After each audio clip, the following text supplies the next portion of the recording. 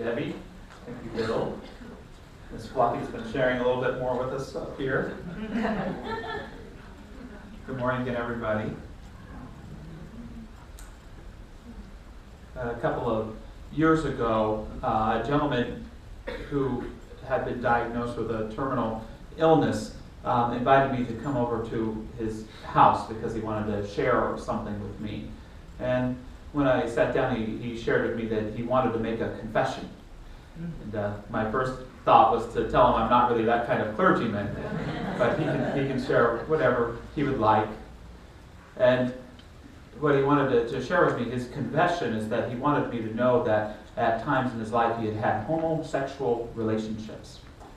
And he had been brought up Catholic, and so he had thought that these were a sin. And so it was important for him before he passed away to get this weight off his chest.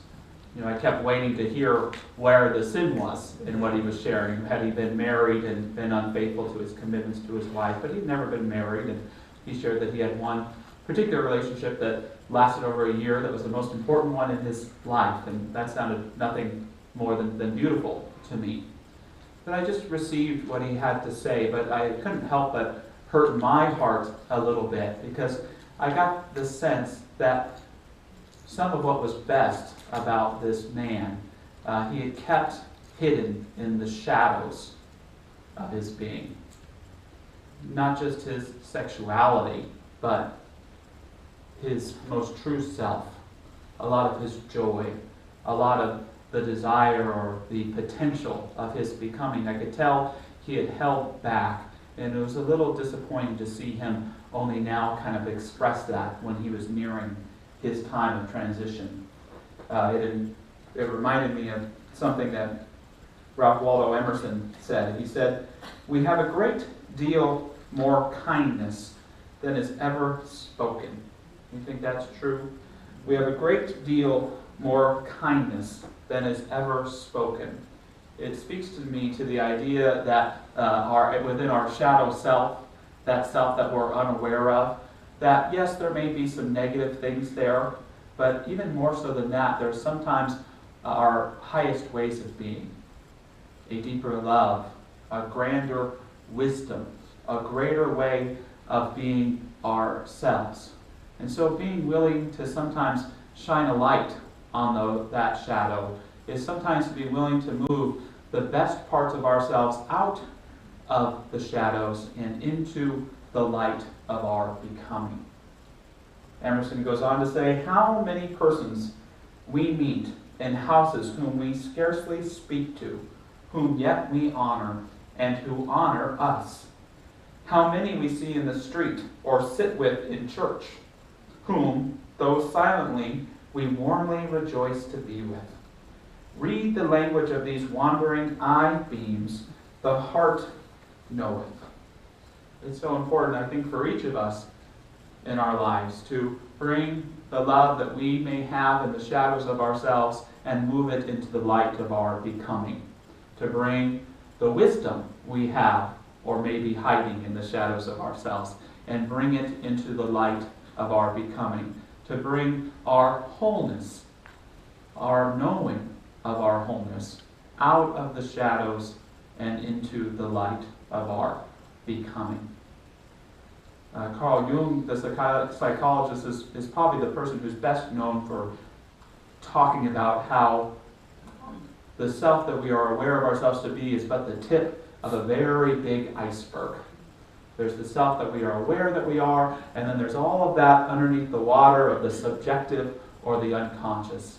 You know, one of the terms that he used to describe that iceberg is the shadow. It's, again, not necessarily the negative aspects of ourselves, but it's the part of ourselves that we're unaware of. It's only dark because we haven't shined a light there.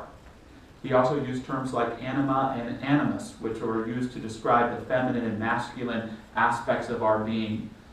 And where someone like Sigmund Freud just saw what was being in the unconscious as early memories and sometimes impulsions and wish fulfillment desires and things like that, Jung had a more spiritual point of view. He believed that iceberg of who we are is ultimately grounded in the Great Spirit, in the ground of all being. There's something that I love that he says in an essay he wrote called The Spiritual Problem of Modern Man. He says, "What is significant in psychic life always lies below the horizon of consciousness. And when we speak of the spiritual problem of modern man, we are speaking of things that are barely visible, of the most intimate and fragile things, of flowers that open only in the night. In daylight, everything is clear and tangible, but the night lasts as long as the day, and we live in the nighttime also." Isn't that beautiful in so many ways? And beautiful to me because it speaks to the light and dark of the garden of our own souls, of our own being, of our own becoming. So sometimes we look to discover things around us, but it's not the idea that it ultimately puts us in deeper connection with the vastness of what is within us. Jung was somewhat of a different type of therapist because he didn't think that the role of therapy was to solve your problems or to point out your difficulties. He thought we were all supposed to have difficulties, but he believed that the very nature of our own mind and our psyche is to find out who we are, is to understand ourselves.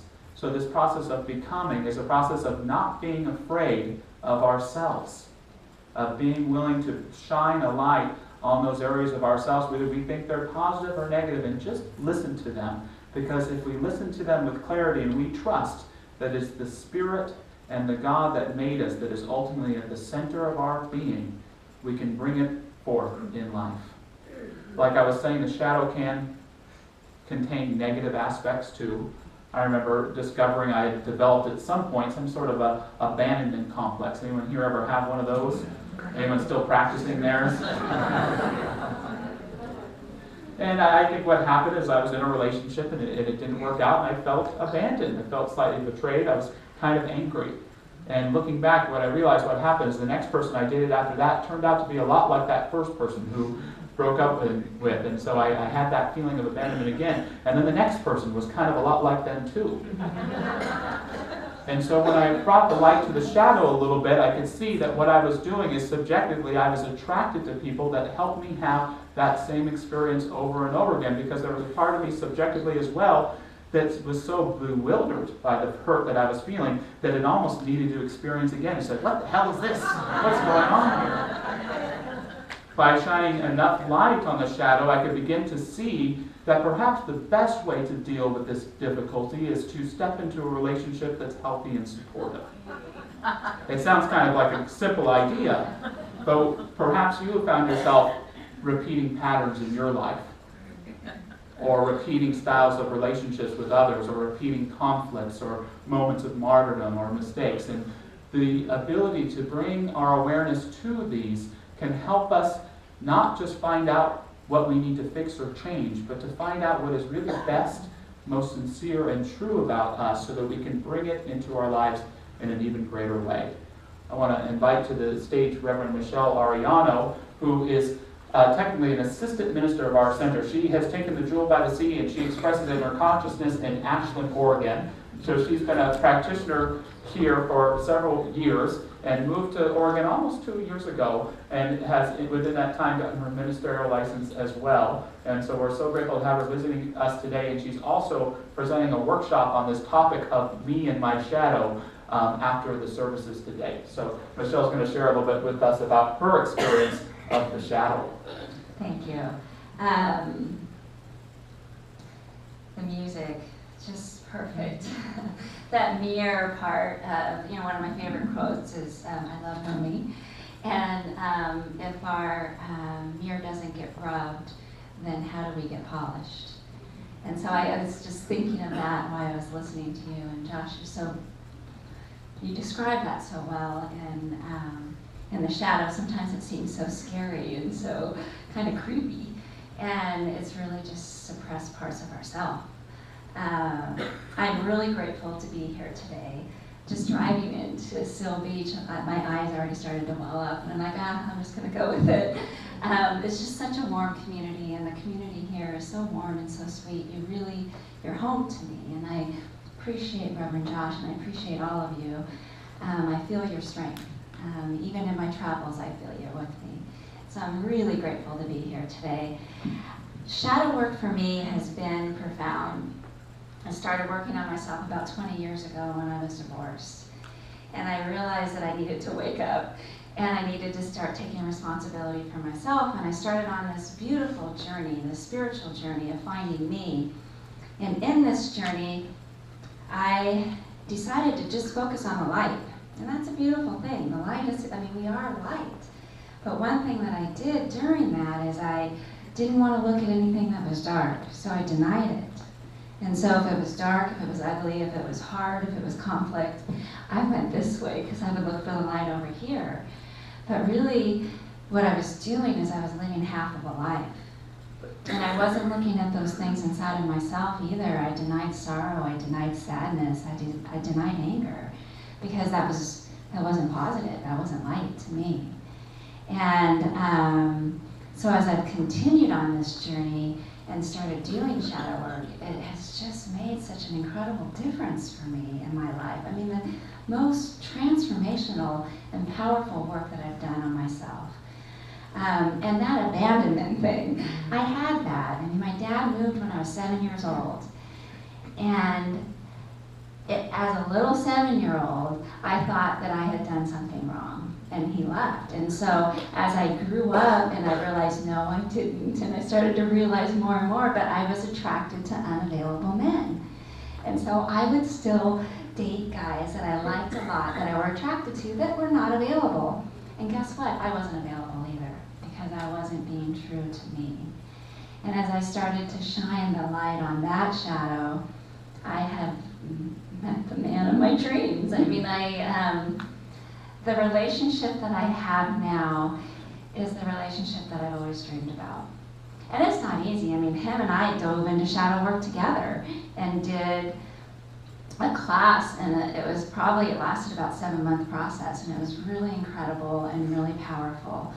One of the things with the shadows, it's still working behind the scenes, and so if we're not aware of those things that we suppress, it still comes out, and that's the outer, which really reflects the inner. So that conflict that we're having on the outer is the conflict that we're having on the inner.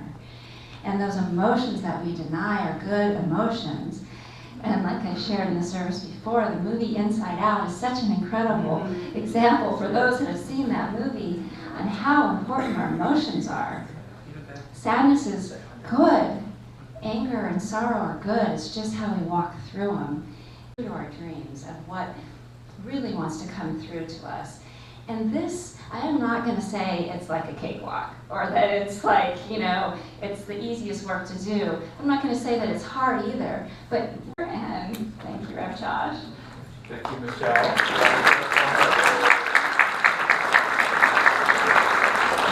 I really resonate with that idea of not trying to deny the negative in our lives, not trying to turn away from some of those dark places that may have some sadness or some anger or some frustration there, because when we can have awareness of them, to me, they cease being negative. They're only negative when we're unaware of them and they're possessing us. But when we can possess them, our anger is something that can help lead us back to love. Our fear can be something that leads us back to faith. But if we don't acknowledge it, we never know it's there, and it winds up running us as opposed to us being aware and being able to use it. I'm wondering, Michelle, if you could share any sort of just technique or practice that you do that helps you become aware of some of those shadow aspects of your being. Yes. So for me, a big part of my practice overall is meditation. And so in meditation is I ask myself when I feel blocked, what's blocking me? And what do I want to feel? And sometimes tears just come down my eyes, and there's a little sadness that wants to come through. So when I get really quiet, I'm able to really go in deeper. And then also, reading Joseph Campbell and reading Carl Jung and just being aware of all of that has really helped me be aware of me and to make my feelings okay. Awesome. Thank you, Michelle. I want to just take a moment and honor you talking about this quite a journey that she's taken into ministry. She's as a single mom of 2 wonderful sons, and one of them is here today, and she's added a 3rd son as well, Michael and all that you've done to dedicate yourself to your spiritual truth, because not only does it benefit you, but it benefits all of us around you and Eric too. So congratulations, we really honor you. Thank you. Thank you.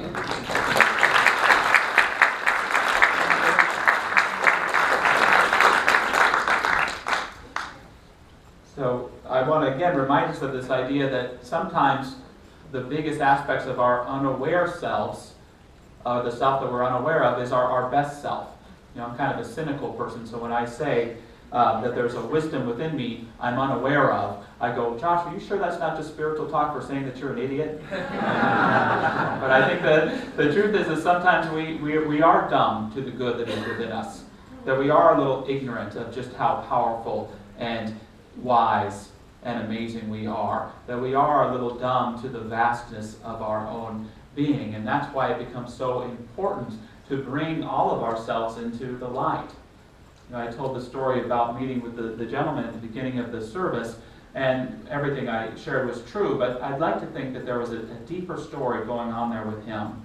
I'd like to think that he asked me to come and to share his truth with me because he wanted to be accepted as who he really was and seen in his wholeness, which I hope that I did. And even deeper than that, I think that he wanted to share his truth so that he could better accept himself for who he was, so that he might better embrace his wholeness. And I believe that happened because even though he only lived a few more weeks in the form that he was then in, I could see the deepening in him. I could see the soulfulness in him. And it was like watching one aspect of his being dissipate, his body, and this other aspect of his being his soul become greater and grander and more real. It's an article of faith, but I think it's one of the most important ones that we can have. And it is the faith that within all of us, within each and every one of us, there is a part of ourselves that knows we are loved. That there is a part of ourselves in each and every one of us that knows that we are safe. That there is a part of us in each and every one of us that knows that we are wise. That there's a part in each and every one of us that knows that we've been anointed by a divine spirit. Call it God, call it the deepest, most grand truth of any soul, anywhere. It is up to us, however, not to wait for life to pass to see what happens in the afterlife to find what the truth is, but to, again, move any awareness we discover within ourselves into the light of our becoming, into the light of our understanding, into the light of our own creativity, so that we can better embody and become the self that we know at heart that we are. So just invite us to take a prayerful moment to become aware, to bring that flashlight not just within our solar plexus or our back somewhere, but recognizing that as human beings we do not have souls, but we are souls. That who you are is someone that encompasses more than a form, but has an immense formlessness, filled with so much understanding, so many experiences, so many connections known and unknown to our conscious mind. May we be willing to bring the same light within that we bring around us, to listen, to see, to be open and receptive. To close with some words from Ernest Holmes. The Spirit never rejects me. I accept myself. I realize my center in the divine mind. I know that I am one with all the good there is. I am one with all the power there is. I am one with all the peace there is. I know there is nothing in me that can condemn or be condemned. There is nothing in me that can judge or be judged. I know that my word uproots any sense of rejection from my consciousness. Holmes goes on, learn to be at home in the universe. No more loneliness. No more sense of isolation. See God in everyone. The same God with a different face. The same animating principle with a different form. The same divine presence clothed in individual expression. And so it is. Thanks for your time, everyone, this morning. Thanks